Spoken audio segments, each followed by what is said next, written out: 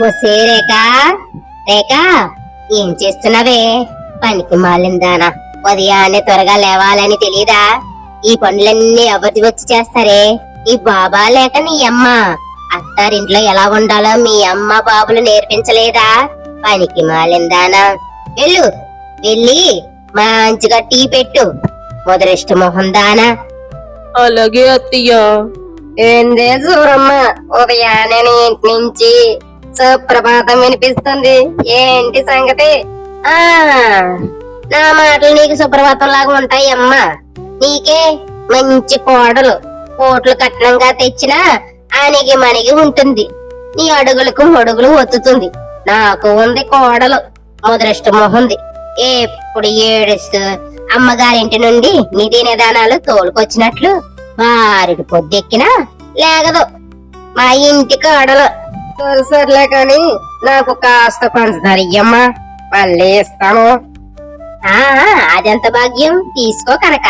నువ్వు ఎంత అదృష్టవంతురాలువో, నీకు మంచి కోడలు వచ్చింది. ఇదిగో కోడలా, రేఖ, కనకానికి కాస్త పంచదార తీసుకుంటరా. అలాగే అత్తయ్య. ఇదిగో తీసుకోండి పెద్ద అత్తయ్య గారు, తీసుకోండి కాఫీ అత్తయ్య గారు. ఆ చాలు చాలులే గాని వెళ్ళు, వెళ్ళి వంటగదిలో పనులుంటాయి, వెళ్ళు వెళ్ళు. రేఖ, ఓ నా ససి రేఖ, వంటగదులు ఏం చేస్తున్నావమ్మా? ఏం చేస్తానండి, సామాన్లు తోముతున్నాను. తోమటం తప్ప ఏం చేయగలను? తోమింది చాలు కాని ఇలా రా, నీతో ఒక విషయం మాట్లాడాలి. ఏంటండి? నీకు ఒక గుడ్ న్యూస్. నాకు నాకు గుడ్ న్యూసా? అన్ని బ్యాడ్ న్యూస్లే. ఈ ఇంట్లో ఏ ముహూర్తాన్ని అడుగు పెట్టానో గాని నా జీవితం గోదాట్లో నావలాగా తయారయ్యింది.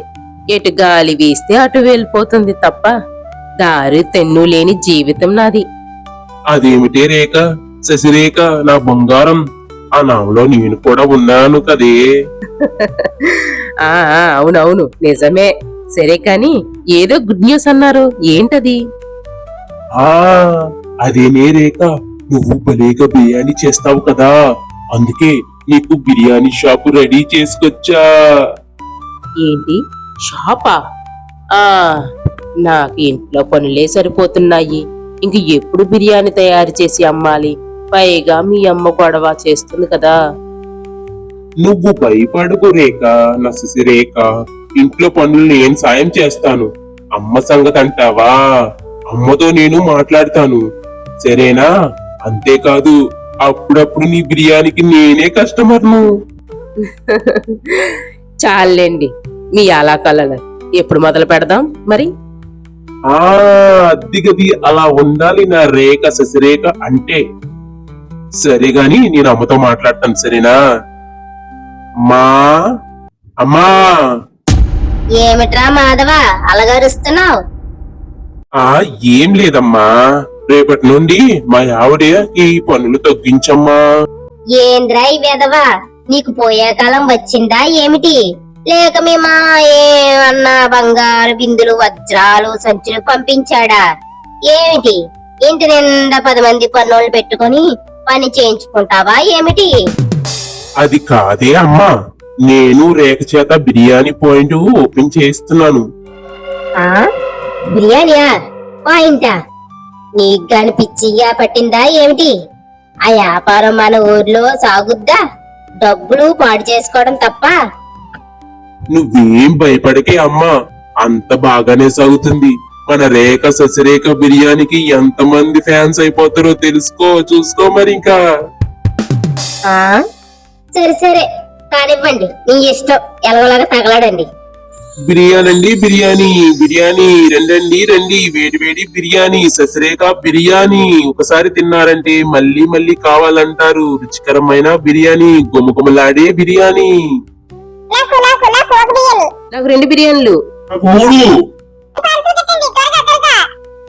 అప్పు, నా రేఖ బంగారం, శశిరేఖ బంగారం బిర్యానీ పాయింట్ కి జనాలు తండోపు తండాలుగా వస్తున్నారే.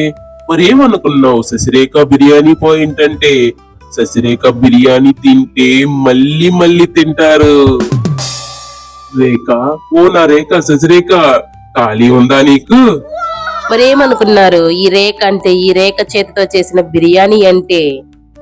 ఆ చాలే కాని ఏంది పైసలు ఎంత వచ్చిందేటి? వచ్చినది అమ్మా. ఇంకా నీ కోడలు దగ్గర డబ్బులే డబ్బులు. ఇలా రేఖ బిర్యానీ పాయింట్ బాగా సాగటం వల్ల సూరమ్మ కూడా రేఖను బాగా చూసుకోవడం మొదలు పెట్టింది. మరియు రేఖకు సాయంగా ఉంటూ బిర్యానీ పాయింట్ బాగా నడిపిస్తున్నారు. ఇక మీదట సూరమ్మ రేఖని ఎప్పుడూ తిట్టలేదు.